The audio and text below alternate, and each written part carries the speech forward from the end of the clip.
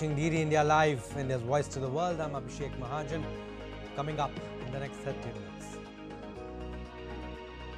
India's Prime Minister Narendra Modi will attend second Asia-Pacific Civil Aviation Ministers Conference to proclaim the adoption of Delhi Declaration, a visionary roadmap to elevate region's aviation sector to new heights.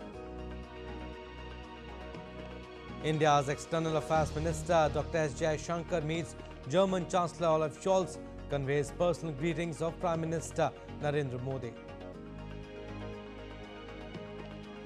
In Kiev, US and UK diplomats offer aid but no breakthrough on strikes to Russia. North Korea fires multiple short-range ballistic missiles towards East Coast. South Korea, Japan, US vows stern response. And in US, heavy rains batter Louisiana as Hurricane Francine makes landfall.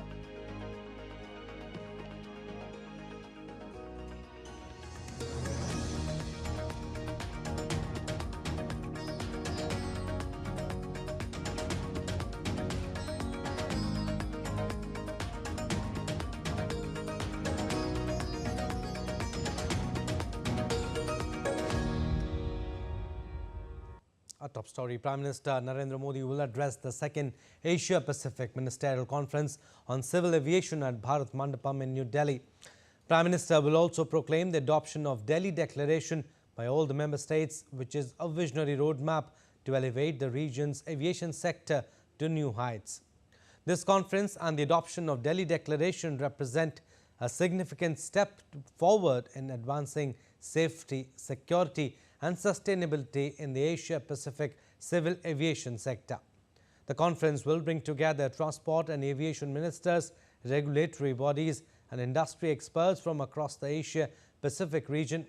It will also focus on addressing key challenges such as infrastructure development, sustainability and workforce development, while fostering greater collaboration between the public and private sectors. And India's External Affairs Minister Dr. S. Jaishankar will visit Geneva on the third and final leg of his three-nation visit on Thursday. In Geneva, Dr. Jaishankar will meet heads and representatives of international organizations with whom India is actively engaged. He will also meet the Swiss Foreign Minister to review the close partnership between the two countries.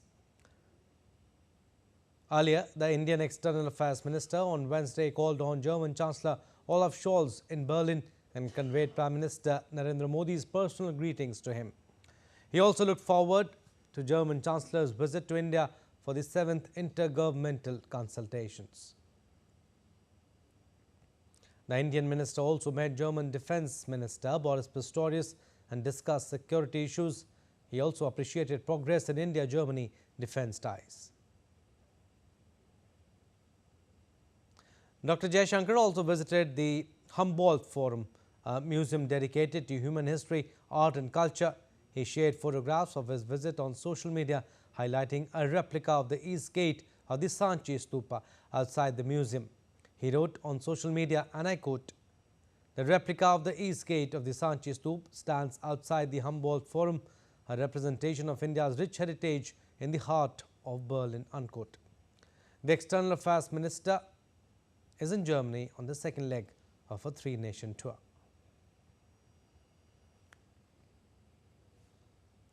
And India's Defence Minister Rajnath Singh attended the ongoing Tarang Shki exercise at Jodhpur Air Force Station in northwest India's Rajasthan.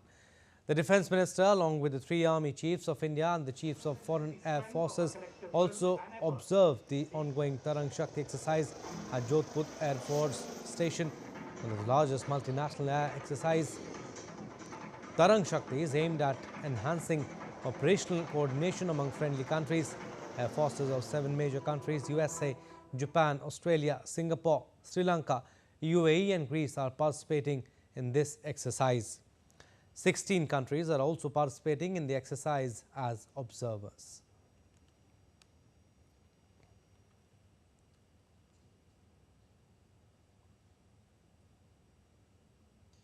And India's Defence Minister Rajnath Singh will inaugurate the India Defence Aviation Exposition IDAX 24 later today.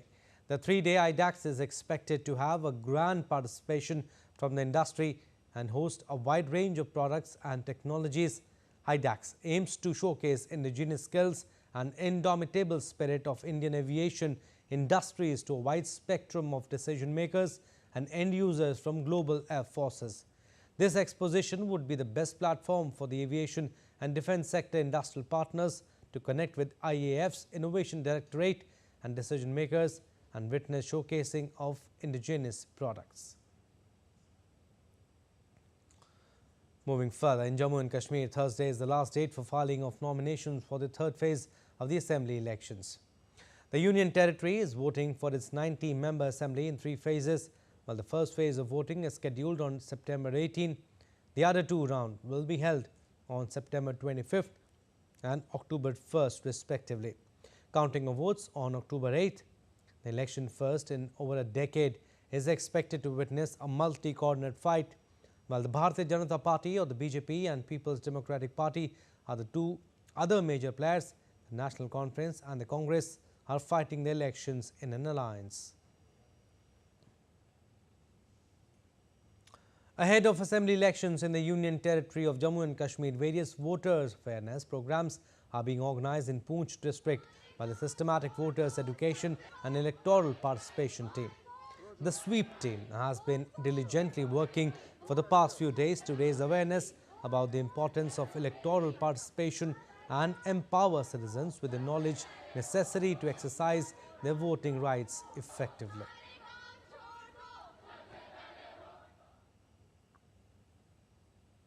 An enforcement directorate on Thursday is conducting search operation at 4 locations of Kolkata related to Arjika corruption case.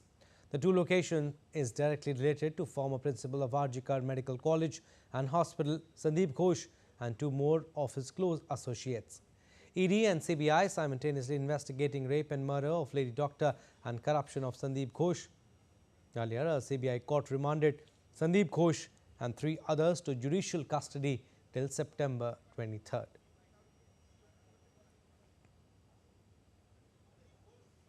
Now let's take a look at other stories making news today.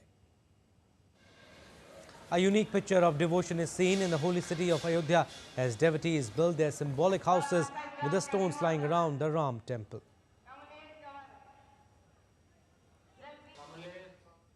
The holy Indian city of Ayodhya will soon add another attraction in its list of must-visit places.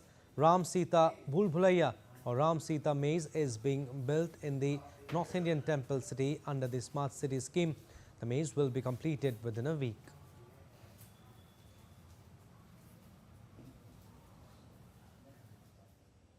The Ashtvinay Ganesh Mandal, located in the western Indian state of Maharashtra, has showcased a unique decoration titled Vishwa Ganesh Darshan. This display features 108 replicas of Lord Ganesh, each crafted from a variety of materials such as musical instruments, utensils, farm and carpentry tools, soft toys, and more.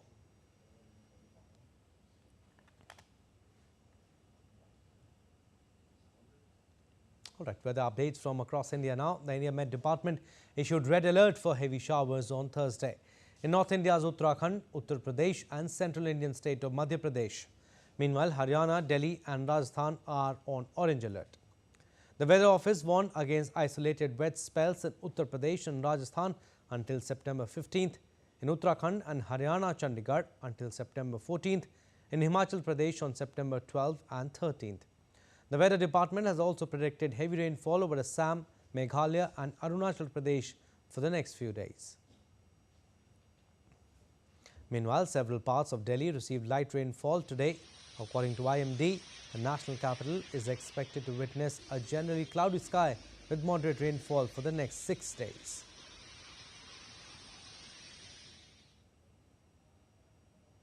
And as the world is witnessing extreme climate events with alarming intensity, the Indian government has taken a much-needed step to augment boost weather and climate-related science, research and services.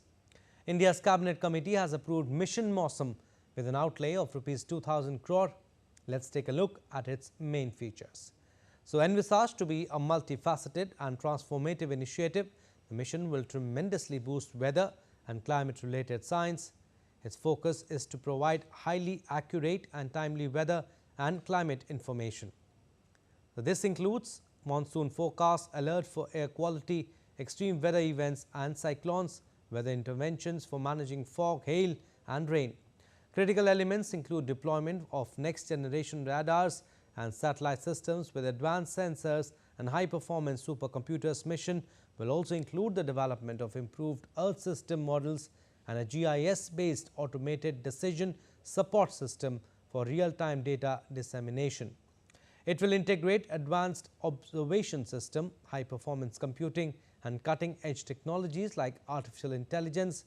It will help in tackling extreme weather events and the impacts of climate change. It will set a new benchmark for predicting weather with high precision. It will directly benefit numerous sectors such as agriculture, disaster management, defense, environment, aviation, water resources, power, tourism, shipping, transport, energy and health. All right, we'll slip it a very short break, but still to come on this edition of DD India Live. Hamas expresses readiness to implement immediate ceasefire without new conditions in Cairo. UK's Prime Minister Keir Starmer promises 10-year plan to fix health service in crisis, putting a greater focus on preventing people getting sick. And twin beams of blue light shine on New York's sky to mark the 23rd anniversary of September 11th attack.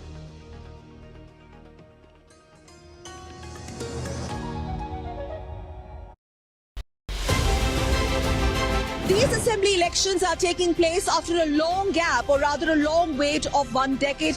And in 2019, post-abrogation of Article 370, Pulwama in South Kashmir, which once used to be the hotbed of terror, has changed. 370 हटने के बाद 35 हटने के बाद जो यहाँ पे जो विकास के काम हुए हैं, यहाँ पे एम्स बने हैं, यहाँ पे कॉलेज नए-नए बने हैं.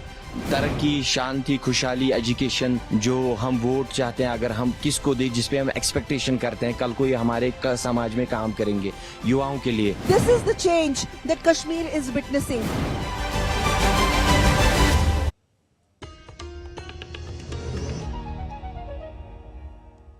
Welcome back. You're watching DD India Live. I'm Abhishek Mahajan. Some more stories. U.S. Secretary of State Antony Blinken announced more than $700 million in aid for Ukraine during a visit to Kiev at a critical juncture in a Ukraine struggle against Russia. At a news conference with Ukrainian Foreign Minister Andriy Sybiha and British Foreign Secretary David Lammy, Blinken unveiled new support but no breakthrough on the long-range strikes into Russia. Lammy said Britain would also provide a further $781 million of support for Ukraine. Blinken has declined to say whether Washington would give permission, but said US President Joe Biden would likely to discuss the use of long-range missiles with UK Prime Minister Keir Starmer at the White House on Friday.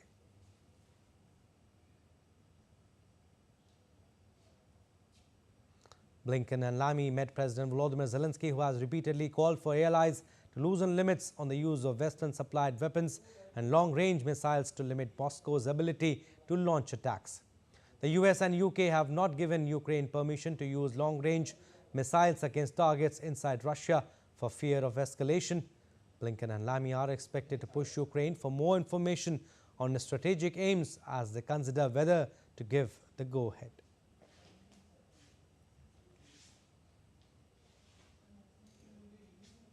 Updates now on Israel-Hamas conflict. The terrorist Hamas group has reiterated its readiness to implement an immediate ceasefire with Israel based on a previous US proposal without new conditions on Wednesday.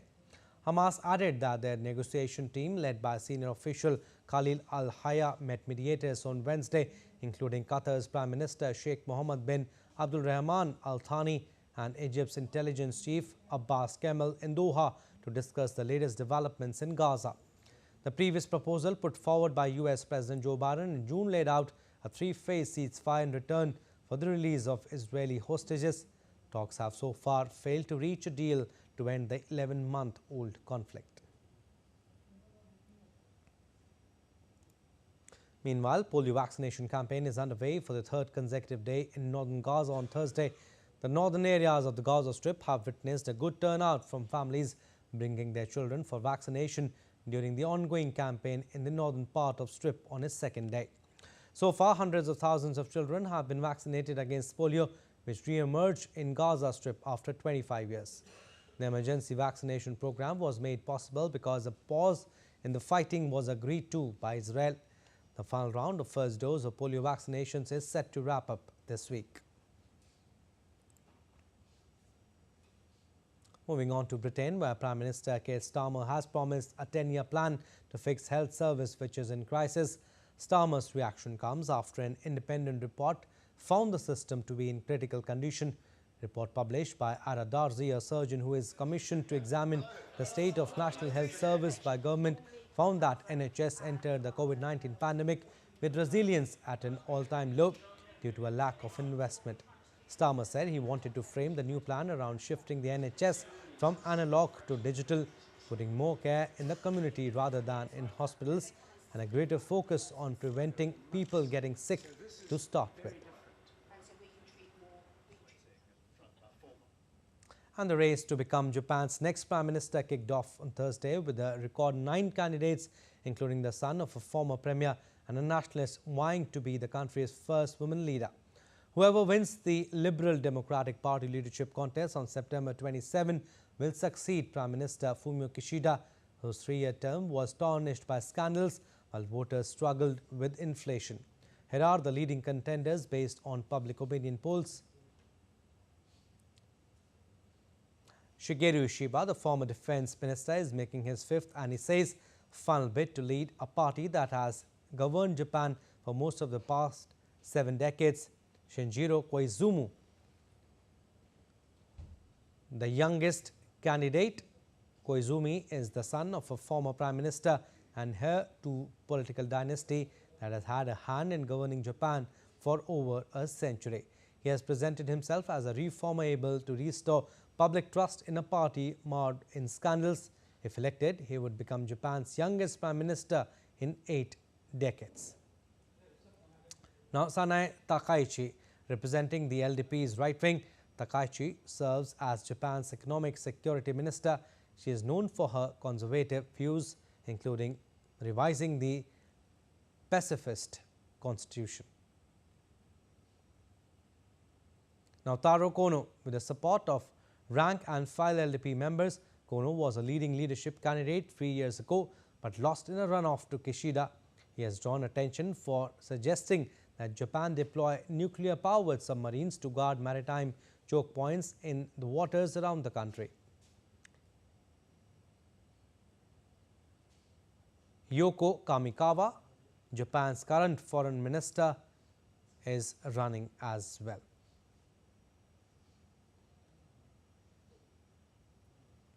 Shifting focus, North Korea fired multiple short-range ballistic missiles off its east coast on Thursday. Seoul's Joint Chief of Staff said it had detected multiple short-range ballistic missiles launched into the East Sea, also known as Sea of Japan. Japan's Coast Guard said the missiles appeared to have landed outside Japan's exclusive economic zone, and there had been no reports of damage. It is the first such launch by North Korea in more than 2 months. North Korea last fired a missile in July, but has been sending balloons carrying trash across the border into the south over the last few days.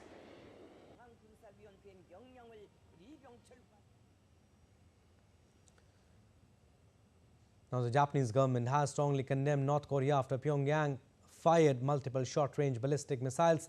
Speaking at a regular news briefing, Japanese Chief Cabinet Secretary Yoshimasa Hayashi said North Korea's development of nuclear missiles is a threat to the peace and security of our country.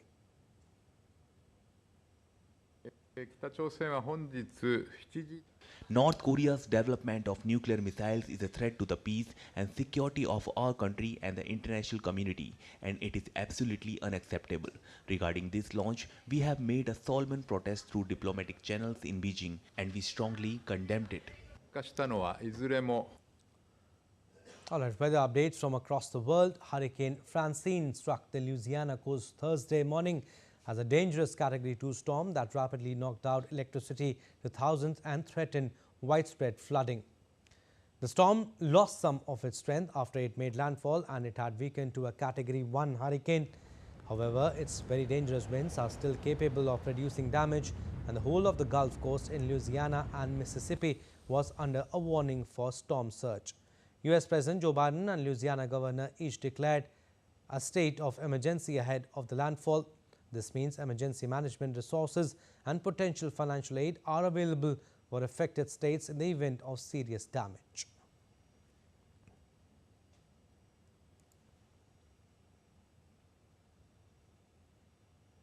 Now in Vietnam, Typhoon Yagi, the most powerful storm to hit Asia this year, has wreaked havoc across the Southeast Asian nation, leaving a trail of destruction and claiming at least 179 lives in its wake. As the Red River swelled to a 20-year high, thousands of residents in Hanoi were forced to evacuate their homes, leaving streets submerged in water.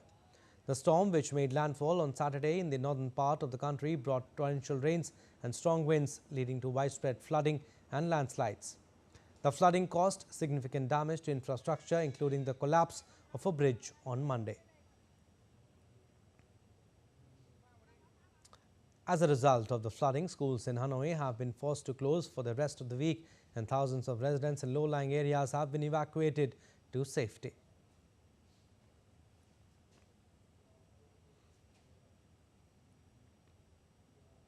Now, severe flooding in northeastern Nigerian city of Maiduguri has claimed at least 30 lives and forced 400,000 people from their homes.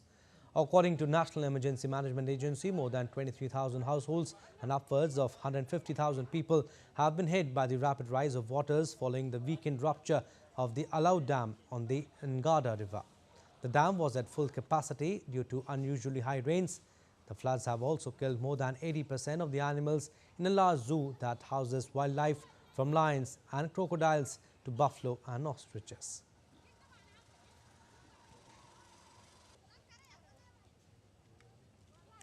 The Soyuz MS-26 crew, launched from Kazakhstan's Baikonur Cosmodrome, successfully entered the International Space Station just hours after docking on Wednesday.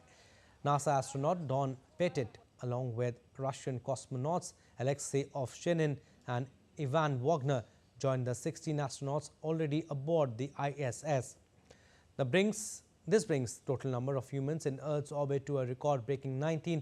The crew will spend 202 days on board International Space Station and will return on 1st April 2025. Roscosmos, Russian space agency, said 42 scientific experiments are planned for the 6-month mission.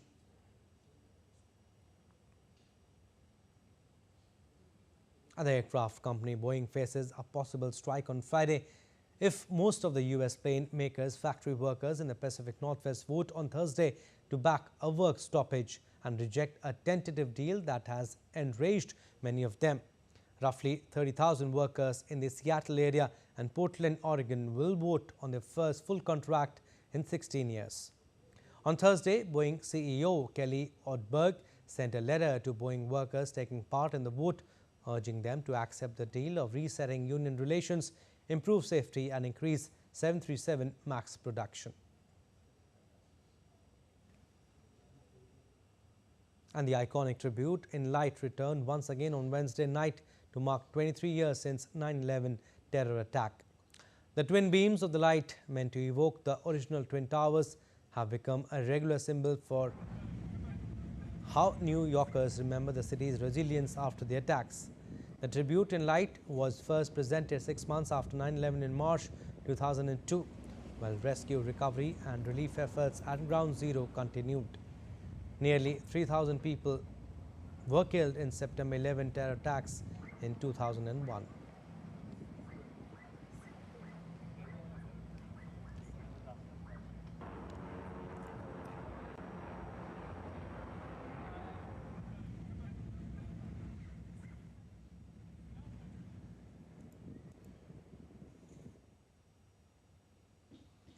Now let's take a look at other stories making news around the world. Peru's former authoritarian President Alberto Fujimori, who was convicted for human rights abuses, died at 86. Supporters of former Peruvian President Alberto Fujimori gather outside the home of his daughter Keiko Fujimori following the announcement of his death. After visiting East Timor, Pope Francis arrived in Singapore, where he was welcomed at the airport by the Minister of Culture, Community and Youth. The visit is the last leg of his trip in the Asia-Pacific region before going back to Rome on Friday. 100 years after acquiring one of Vincent van Gogh's sunflowers, Britain's National Gallery in London brought his vision to life by showcasing 3 works side by side for the first time. The triptych, which features 2 of his sunflower series, forms part of a major exhibition dedicated to the Dutch painter and titled Van Gogh Poets and Lovers. In honor of its official 50th birthday this September 15th, the London Dungeon has opened its archive for the first time, sharing a selection of the weirdest objects and real-life ghost stories from within its walls in the lead-up to Halloween. The collection includes a Victorian dentistry kit with vials of liquid cocaine and specks of blood on it, a haunted doll named Fanny Beckett, and the infamous Jackie Chopper.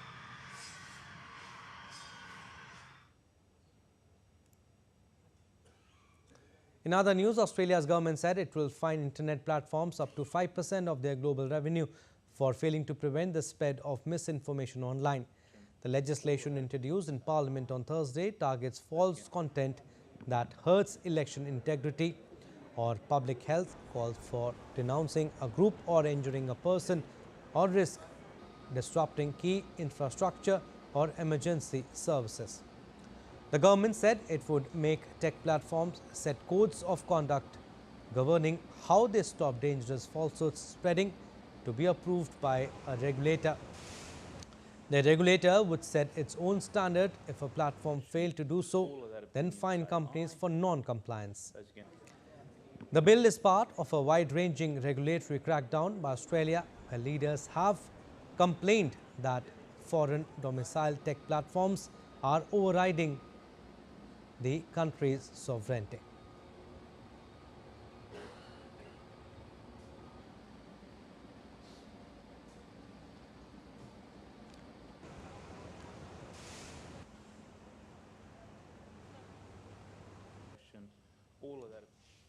All right, we'll slip into a very short break. On the other side, more stories. Keep watching DD India Live.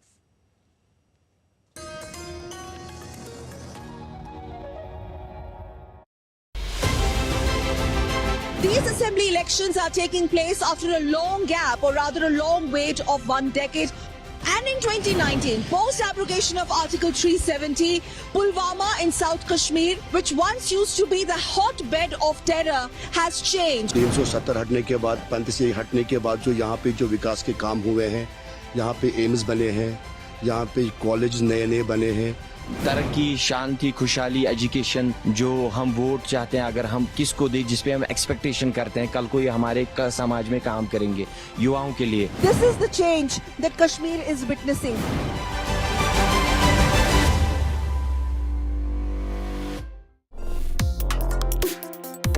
Complex issues, hidden agendas, twists and turns, strategic games. We think all dots are linked. We just need to connect them.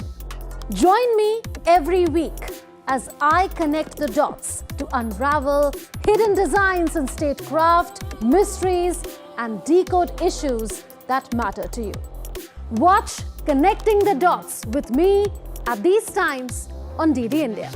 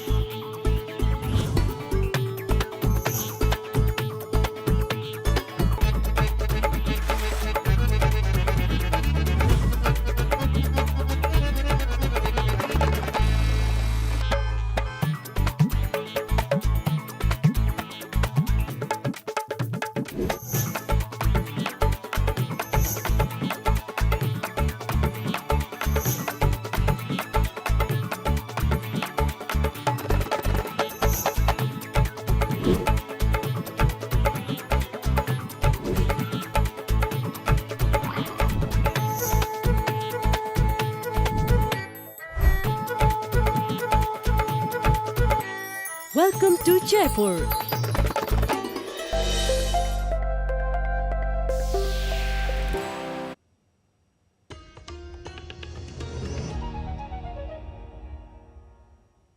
Welcome back. You're watching DD India Live. I'm Abhishek Mahajan. Sports stories now. The Indian hockey team will face South Korea in their penultimate group match of the Asian Champions Trophy on Thursday in Hulunbuir city of China. Defending champion, India is off to a perfect start in the tournament. They are the only team to win all their matches so far. India defeated China 3-0 in their first match before dismantling Japan 5-1 in their second encounter and Malaysia 8-1 in the third game. The Harmanpreet Singh-led team now leads the points table with 9 points and have a foot in the semi-finals. India have been dominant in the tournament, scoring 16 goals and conceding only 2.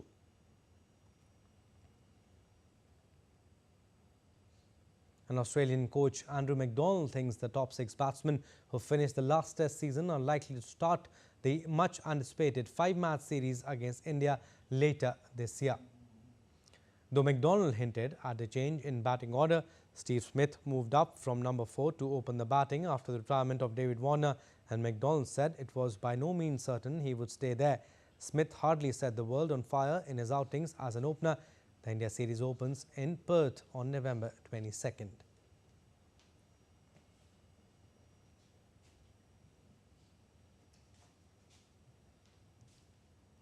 Chess now. The Indian men's team started Chess Olympiad with a clean sweep against Morocco in opening round in Budapest, capital of Hungary.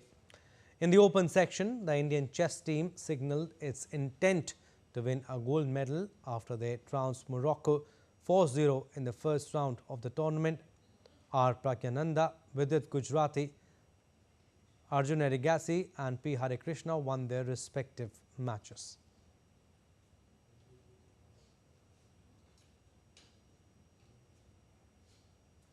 In the women's section, India also won 3.5 against the Jamaican team.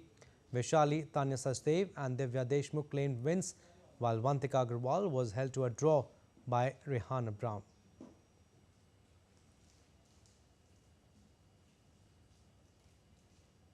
And the Asian Cricket Council has announced the launch of Women's Under-19 T20 Asia Cup with an aim to encourage growth of women's cricket across the globe. The decision was made during the ACC Executive Board meeting in Kuala Lumpur. The tournament will take place every 2 years. Its objective is to give the players a preparatory platform for every edition of the ICC Women's Under-19 World Cup. The inaugural edition of the tournament is likely to be held in mid-December this year prior to Under-19 T20 World Cup that is scheduled to take place in Malaysia in January-February 2025.